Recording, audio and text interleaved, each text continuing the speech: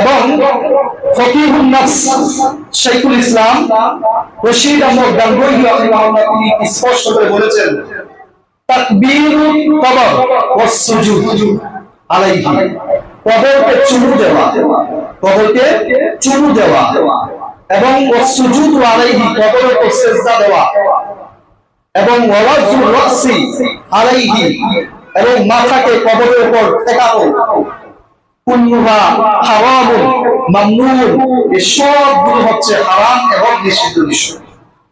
এবং তিনি আরো বলেছেন, আত-তাওয়াফু বিল কবর হারামুন, কবরের চারপাশে তাওয়াফ করা, প্রদক্ষিণ করা, এটা হারাম। কবরের চারপাশে তাওয়াফ করা, প্রদক্ষিণ করা, এটা হারাম। বর্তমানে তো এগুলো অত্যন্ত ছড়িয়ে পড়েছে। অনেক স্থানে দেখা যাচ্ছে মক্কাতুল মুকাররমার মধ্যে যে বাইতুল্লাহ শরীফ আছে, এই বাইতুল্লাহ শরীফের আদলে অনেকে কাবা শরীফ তৈরি করে কিছু বন্ড আর মূর্খ জাহিলি লোক তারা সেটাকে তাওয়াফ করতেছে। আছে না নাই? অনেক জায়গায় আছে, বিভিন্ন জেলাতে আছে।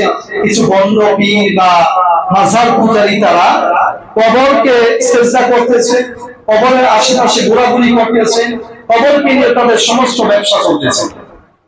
এই সম্পর্কে শাইখুল ইসলাম রশিদ আহমদ গাঙ্গুহি রাহিমাহুল্লাহ বলেছেন, কবরকে চুমু দেওয়া, কবরকে সিজদা করা, কবরের উপর মাথা নত করা, এই সবগুলো হচ্ছে হারাম নিষিদ্ধ বিষয়।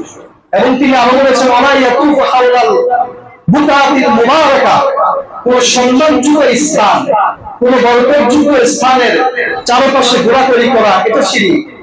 এবং তিনি আরো বলেছেন, ওয়ালা ইয়াতুফু হাওলা কবরিল আম্বিয়াই ওয়াল আউলিয়াই, কোন নবীদের কবর, কোন আউলিয়াদের কবরের চারপাশে ঘোরাঘুরি করা, তাওয়াফ করা, এটা হচ্ছে শিরক।